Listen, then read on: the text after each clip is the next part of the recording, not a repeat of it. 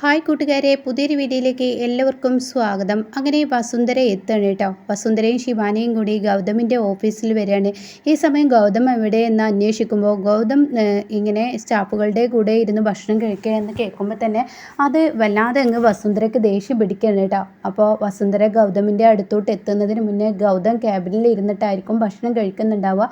അപ്പോൾ നിധി ആണെങ്കിലോ ഭക്ഷണം കഴിച്ചിട്ട് വരാമെന്ന് ഗൗതമിൻ പറഞ്ഞിട്ട് ഓഫീസിൽ നിന്ന് ഇറങ്ങിയിട്ടുണ്ടാവും. പക്ഷേ ഗൗതമിൻ്റെ ക്യാബിനുള്ളിലോട്ട് വരുന്നത് കാണുന്നില്ല കേട്ടോ. നിധി ആണെങ്കിലോ സ്റ്റാഫുകളുടെ ഇടയിൽ ഇരുന്ന് ഭക്ഷണം കഴിക്കുകയാണ് ചെയ്യുന്നത്. അങ്ങനെ നിധി ഭക്ഷണം കഴിക്കാൻ ഒരുങ്ങുകയാണ്. അങ്ങനെ ഒരു ഉരുള വായിലോട്ട് അങ്ങ് വെച്ചു നോക്കുമ്പോൾ നിധിക്ക് തന്നെ ആ ഭക്ഷണം ഒരിക്കലും ഇഷ്ടപ്പെടുന്നില്ല കേട്ടോ. പിന്നീട് നിധി മറ്റുള്ള സ്റ്റാഫുകളെയൊക്കെ നോക്കുന്നു. പക്ഷെ അവരൊന്നും മിണ്ടാതെ അവരതിങ്ങനെ കഴിച്ചുകൊണ്ടിരിക്കുകയാണ് കേട്ടോ. പിന്നീട് ഗൗതമിനാണെങ്കിലോ ഈ അവിടുത്തെ ആ ഒരു ഷെഫ് ഉണ്ടല്ലോ, അവർ കൊടുന്നിട്ട് ക്യാബിനിൽ കൊടുന്ന് ഭക്ഷണം ഇങ്ങനെ കൊടുക്കുകയാണ്. അങ്ങനെ ഗൗതം വേണ്ട ഭക്ഷണം അതിൽ നിന്ന് എടുത്തിട്ട് ബാക്കി നിധിക്ക് കൊണ്ടു കൊടുക്കൂ എന്ന് പറയാം കേട്ടോ. ഇത് കേട്ട ഉടൻ തന്നെ ആയിക്കോട്ടെ കൊണ്ടു കൊടുക്കാമെന്ന് പറഞ്ഞ് അങ്ങോട്ടേക്ക് പോവാണ്. അങ്ങനെ നിധിയുടെ അടുത്തോട്ട് ചെല്ലുമ്പോൾ നിധി ഈ സ്റ്റാഫുകൾക്കിടയിൽ ഇരുന്ന് ഭക്ഷണം കഴിക്കുമ്പോൾ സ്റ്റാഫുകൾ പറയുന്നുണ്ട് കേട്ടോ, മാഡത്തിൻ്റെ ഈ വലിയ മനസ്സ് കാണാതിരിക്കാൻ വയ്യ. മാഡത്തിന് എങ്ങനെ കഴിയുന്നു ഇങ്ങനെ ഞങ്ങൾക്കൊപ്പം ഇരുന്ന് ഭക്ഷണം കഴിക്കാൻ? ഈ കമ്പനിയുടെ വലിയൊരു മുതലാളിയായിട്ടും മാഡം എങ്ങനെ കഴിക്കുന്നു എന്നൊക്കെ പറയുമ്പോൾ, ഇപ്പോൾ ഞാൻ നിങ്ങളുടെ കമ്പനിയുടെ മുതലാളിയല്ല, നിങ്ങളെപ്പോലെ ഒരു സ്റ്റാഫാണ്. അതുകൊണ്ട് എനിക്ക് നിങ്ങളുടെ കൂടെ ഇരുന്ന് ഭക്ഷണം കഴിക്കാനാണ് ഇഷ്ടം എന്നുള്ള വാക്കുകളായി കേട്ടോ. അങ്ങനെ നിധിയുടെ ഈ വാക്കുകൾ കേട്ടുകൊണ്ടാണ് ഈ ഒരു ഷെഫ് ഭക്ഷണവുമായി വരുന്നത്. മാഡത്തിന് സാർ തന്ന ഭക്ഷണമാണ് എന്ന് പറയാം കേട്ടോ. ഇത് കേട്ട ഉടനെ തന്നെ നിധി പറയണേ, എനിക്ക് വേണ്ട, എനിക്ക് ഈ സ്റ്റാഫ് എന്ത് കഴിക്കുന്നോ ഇവരുടെ കൂട്ടത്തിൽ ഇരുന്ന് കഴിക്കുന്നത് കൊണ്ട് ഇവരെന്ത് കഴിക്കുന്നോ അത് തന്നെ എനിക്കും മതി എന്ന് പറഞ്ഞിട്ട് നിധി അയാളെ പറഞ്ഞു വിടുകയാണ് കേട്ടോ. അയാളാണെങ്കിൽ ഗൗതമിൻ്റെ റൂമിലോട്ട് ചെല്ലുമ്പോൾ കാണുന്ന കാഴ്ച, ഗൗതം ഈ ടിഫിനുമായി വരുമ്പോൾ ഗൗതം ആകെ ഞെട്ടിപ്പോകും. ഇതെന്താ നിധിക്ക് കൊടുക്കാതെ താങ്കൾ ഇങ്ങോട്ടേക്ക് തന്നെ കൊണ്ടുവന്നത്? അതെ മാഡം വേണ്ടെന്നാ പറഞ്ഞത്.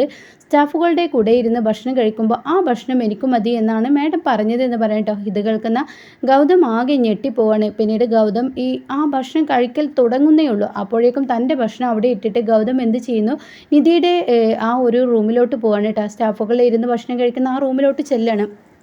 അങ്ങനെ അവരൊക്കെ ഇരുന്ന് ഭക്ഷണം കഴിക്കുന്നതിൻ്റെ തൊട്ടരികിൽ നിധി ഇരിക്കുന്നുണ്ട്. ഗൗതം അത് കാണുമ്പോൾ തന്നെ എന്തൊരു സ്നേഹമാണ് എൻ്റെ ഭാര്യയ്ക്ക്, എല്ലാവരും ഒരുപോലെ കാണുന്ന നിധിയുടെ ഈ പെരുമാറ്റം. വേണമെങ്കിൽ അവൾക്ക് ഇവിടെ പണക്കാരിയുടെ അഹങ്കാരം കാണിക്കാം, പക്ഷെ അവൾ ചെയ്യുന്നില്ലല്ലോ എന്നിങ്ങനെ മനസ്സിൽ കരുതിയിട്ട് നിധിയുടെ തൊട്ടരികിൽ ഗൗതം വന്നിരിക്കുമ്പോൾ ഗൗതമിനെ കാണുന്ന എല്ലാവരും എണീറ്റ് നിൽക്കുകയാണ് കേട്ടോ. അപ്പോൾ ഉടൻ തന്നെ ഗൗതം പറയണേ, ഞാൻ ഈ കമ്പനിയിലെ മാനേജറും അങ്ങനെ എന്തോ ആയിക്കോട്ടെ, പക്ഷേ ഭക്ഷണം കഴിക്കുന്നതിന് മുന്നേ ആരെന്നെ വന്നാലും എണീറ്റ് നിൽക്കാൻ പാടില്ല എന്നുള്ളത് നിങ്ങൾ പഠിച്ചിട്ടില്ല അത് സാർ എന്ന് പറയാൻ കേട്ടോ.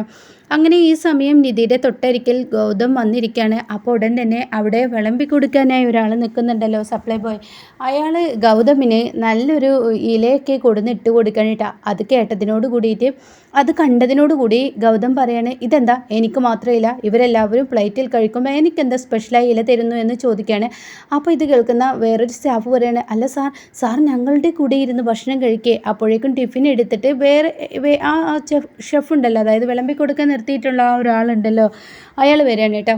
അങ്ങനെ അയാൾ വന്നിട്ട് വിളമ്പി കൊടുക്കാൻ ഒരുങ്ങുമ്പോൾ, നിൻ്റെ ഭക്ഷണം നീ കൊണ്ടുപോയിക്കോ, ഇവരെന്ത് കഴിക്കുന്നു ആ ഭക്ഷണം എനിക്ക് മതി. അപ്പോഴേക്കും സ്റ്റാഫുകൾ പറയണേ, സാർ ഞങ്ങളുടെ ഭക്ഷണം കഴിക്കുക. അതെന്താ, ഇത് ഭക്ഷണമല്ലേ എന്ന് ഗൗതം തിരിച്ച് ചോദിക്കുന്നുണ്ട് കേട്ടോ. അങ്ങനെ ഇതൊക്കെ കണ്ട് നിധി അത്ഭുതപ്പെടുകയാണ്. അങ്ങനെ നിധി സാർ എന്നാലും ഇവിടെ എന്ന് പറയുമ്പോൾ നീ എവിടെ ഇരിക്കുന്നോ അവിടെയാണ് എൻ്റെ ഇരിപ്പ്, അതിനെനിക്ക് അറിഞ്ഞുകൂടെ നിധി എന്ന് ചോദിക്കുകയാണ് കേട്ടോ. അപ്പം നിധിക്ക് ചെറിയ പുഞ്ചിരിയോട് കൂടിയിട്ട് നിധി ഇങ്ങനെ ഇരിക്കുകയാണ്. അങ്ങനെ ഇലയിട്ട് കൊടുക്കുമ്പോൾ ഇവരെല്ലാവരും പ്ലേറ്റിൽ കഴിക്കുമ്പോൾ എന്തുകൊണ്ട് എനിക്ക് ഇല തരുന്നു എന്ന് അയാളോട് ചോദിച്ച ഉടനെ അയാൾ പറയണേ, അത് കുറേ ആളുകളുണ്ടല്ലോ ഇവിടെ, അപ്പോൾ അതുകൊണ്ട് തന്നെ ഭക്ഷണം കഴിക്കാൻ വരുമ്പോൾ ഓരോരുത്തരുടെ പ്ലേറ്റുകളും സിങ്കിലിട്ട് വെച്ചിരിക്കുകയാണ്, അപ്പോൾ ഇലയാണ് പിന്നീട് എടുക്കാറ് എന്ന് പറയട്ടെ. അപ്പോൾ അത് കേട്ട ഉടനെ ഗൗതം പറയണേ, അതെന്ത് പരിപാടിയാടോ, ഓരോ ഭക്ഷണം കഴിച്ചു കഴിഞ്ഞാൽ തനിക്കത് കഴുകി വെക്കേണ്ട ഉത്തരവാദിത്തമില്ലേ, തന്നെ അതിനല്ലടോ ഇവിടെ നിർത്തിയിരിക്കുന്നത് എന്ന് പറയുമ്പോൾ അയാൾ പെട്ടെന്നൊരു പ്ലേറ്റ് കഴുകി കൊണ്ടുവന്ന് ഗൗതമിൻ്റെ മുന്നിൽ വെച്ച് കൊടുക്കണം കേട്ടോ. അങ്ങനെ ആ സ്റ്റാഫുകൾ കഴിക്കുന്ന അതേ ഭക്ഷണം ഗൗതമിന് വിളമ്പി കൊടുക്കുകയാണ്. പിന്നീട് ഗൗതം ആ വിളമ്പിയ ഭക്ഷണം വായിലോട്ട് അങ്ങ് വെച്ചില്ല. അപ്പോഴേക്കും ഗൗതമിന് അത് കഴിക്കാൻ ഭയങ്കര ബുദ്ധിമുട്ട്, കല്ല് കടിച്ചും അതിൻ്റേതായ ഒരു ബുദ്ധിമുട്ടുണ്ട് കേട്ടോ. അങ്ങനെ സാമ്പാർ കഴിക്കുമ്പോൾ ഇത് എന്തോന്ന് സാമ്പാർ എന്നിങ്ങനെ പറയുന്നുണ്ട് കേട്ടോ. അങ്ങനെ ഇവിടെ വെക്കുന്ന ആ പണ്ടാലിയെ വിളിച്ചു വന്നേ എന്ന് പറഞ്ഞിട്ട് വെപ്പുകാരനെ വിളിപ്പിക്കുകയാണ് കേട്ടോ. അങ്ങനെ അയാൾ എത്തുകയാണ്. അയാൾ എത്തിയ ഉടനെ, താൻ എന്ത് ഭക്ഷണമാണോ ഇത് ഉണ്ടാക്കിയിരിക്കുന്നത്, എനിക്ക് നീ വേറെ ഭക്ഷണം ഉണ്ടാക്കുന്നു, എന്നാൽ ഇവർക്ക് നീ വേറെ ഭക്ഷണം ഭക്ഷണം ഉണ്ടാക്കുന്നത്? ഇതെന്ത് പരിപാടിയാടോ? നീ തന്നെയല്ലേ 2 പേർക്ക് ഭക്ഷണം ഉണ്ടാക്കുന്നത്? ഇതെന്താടോ താൻ കാണിച്ചു വെച്ചിരിക്കുന്നതെന്ന് പറയുമ്പോൾ നിധിയും സ്റ്റാഫുകളൊക്കെ അന്തം വിട്ട് നോക്കി നിൽക്കുകയാണ് കേട്ടോ. അപ്പോൾ ഉടൻ തന്നെ ഗൗതമിനോട് പറയണേ, അത് വസുന്ധര മാഡം എനിക്ക് തരുന്ന ബഡ്ജറ്റ് അതാണ്. ആ ബഡ്ജറ്റിനനുസരിച്ച് എനിക്ക് ഇവർക്ക് ഇതേ ഉണ്ടാക്കി കൊടുക്കാൻ കഴിയുള്ളൂ. അതുകൊണ്ടാണ് ഇങ്ങനെ കൊടുക്കുന്നത്. ഇതെന്താ, ഇവർ മനുഷ്യന്മാരല്ലേ? മനുഷ്യന്മാർക്ക് കഴിക്കാൻ പറ്റുന്ന ഭക്ഷണം അല്ലടോ ഉണ്ടാക്കുന്നത്. ബഡ്ജറ്റ് നീ നോക്കണ്ട. നാളെ മുതൽ എനിക്ക് എന്തുണ്ടാക്കുന്നോ അതുപോലെ ഇവർക്കും ഭക്ഷണം കിട്ടിയിരിക്കണം എന്ന് പറയുമ്പോൾ സ്റ്റാഫുകളെല്ലാം കൈയടിക്കുകയാണ് കേട്ടോ. ഉടൻ തന്നെ നീ എൻ്റെ മുന്നിൽ നിന്ന് ഇങ്ങനെ ഭക്ഷണത്തിൽ വേർതിരിവ് കാണിച്ചിട്ട് ഇനി ഞാൻ എന്താ വേണ്ടത് എന്ന് പറയുമ്പോൾ, സാർ എൻ്റെ അവസ്ഥ മനസ്സിലാക്കണം. എൻ്റെ സാമ്പത്തിക സ്ഥിതി നിങ്ങൾ തരുന്ന ആ ഒരു വരുമാനത്തിനനുസരിച്ചിട്ട് എനിക്ക് ഉണ്ടാക്കാൻ പറ്റുള്ളൂ എന്ന് പറയുമ്പോൾ, ശരി ഇനി നാളെ മുതൽ ഇങ്ങനെ ഉണ്ടാവാൻ പാടില്ല എന്ന് പറഞ്ഞ് ഗൗതം പറഞ്ഞു വിടുന്നു കേട്ടോ. ഈ സമയം അങ്ങോട്ടേക്ക് അപ്പോഴേക്കും എല്ലാ സ്റ്റാഫുകളും കൂടി കൈയടിക്കുകയാണ്. അങ്ങനെ നിധിയോട് പറയാണ്, മാഡത്തിന് ഒരുപാട് നന്ദിയുണ്ട്. ഗൗതം സാറിൻ്റെ വൈഫാണ് മാഡം. പക്ഷേ മാഡം ആ ഒരു ഇതൊന്നും നോക്കാതെ ഞങ്ങളുടെ കൂട്ടത്തിൽ ഇരുന്ന് ഭക്ഷണം കഴിച്ചതുകൊണ്ട് ഞങ്ങളുടെ ഭക്ഷണത്തിൻ്റെ രുചി എന്താണെന്ന് അറിയാവുന്നത് കൊണ്ടും ഞങ്ങൾക്ക് എത്രമാത്രം ബുദ്ധിമുട്ടിയിട്ടും ഞങ്ങളത് മൗനത്തോടു കൂടി കഴിച്ചിട്ടും മാഡം വന്നതുകൊണ്ടല്ലേ ഞങ്ങൾക്ക് മുന്നിലുള്ള പരാതി മാഡം കണ്ടുപിടിച്ചത് കൊണ്ട് ഞങ്ങൾക്ക് നാളെ നല്ലൊരു ഭക്ഷണം കിട്ടുമല്ലോ. അപ്പോൾ മാഡത്തിനോട് എത്ര നന്ദി പറഞ്ഞാലും മതിയാവില്ല. സാറിനെ ഇന്ന് ഇവിടെ എത്തിക്കാൻ കാരണം ഈ മാഡമാണ് എന്ന് പറയണ്ട. അപ്പോൾ അത് കേൾക്കുമ്പോൾ ഗൗതമിന് ഒരുപാട് സന്തോഷമാവാണ്. പിന്നീട് ഈ വെപ്പുകാരൻ നേരെ പോകുന്നത് വസുന്ധര നിൽക്കുന്ന ഹോളിലോട്ടായിരിക്കും. അങ്ങനെ വസുന്ധര ചോദിക്കണേ, എവിടെ ഗൗതം എന്ന് പറയുമ്പോൾ, ഗൗതം സാർ ഞാൻ പറഞ്ഞല്ലോ അവിടെ ഇരിപ്പുണ്ട് എന്ന് പറയണേ. അതെ മാഡം, വേറൊരു പ്രശ്നമുണ്ട്. ആ പ്രശ്നമൊക്കെ പിന്നെ കാണാം എന്ന് പറയണേ. അപ്പോൾ ഗൗതം ഭക്ഷണം കഴിക്കുന്ന ആ ഒരു സ്റ്റാഫ് റൂമിലോട്ട് വന്ന് നോക്കുമ്പോൾ ഗൗതം സ്റ്റാഫുകളുടെ കൂടെ ഇരുന്ന് ഭക്ഷണം കഴിക്കുന്നു കേട്ടോ. ഇത് കണ്ടതിനോടുകൂടി വസുന്ധരയ്ക്ക് അങ്ങ് ദേഷ്യം പിടിക്കുകയാണ്. വസുന്ധര ചോദിക്കുകയാണ്, ഗൗതം നീ എന്താണ് ഈ കാണിക്കുന്നത്? എന്താ അമ്മ കണ്ണ് കാണാതെ പ്രശ്നം നമുക്ക് എന്തെങ്കിലും ഉണ്ടോ? ഞാൻ ഭക്ഷണം കഴിക്കുകയാണ്, അതെനിക്കറിയാം. നീ എന്താ ഇവിടെ ഇരുന്ന് ഭക്ഷണം കഴിക്കുന്നത്? ഇവരുടെ കൂട്ടത്തിൽ ഭക്ഷണം കഴിച്ചാൽ എന്താ കുഴപ്പമുണ്ടോ എന്ന് ചോദിക്കുമ്പോൾ ശിവാനി വിളിച്ചു കൊണ്ടുപോവാണ് കേട്ടോ. അങ്ങനെ താൻ ചമ്മുമെന്ന് മനസ്സിലാക്കുന്ന വസുന്ധര അവിടെ നിന്നും പോവുകയാണ്.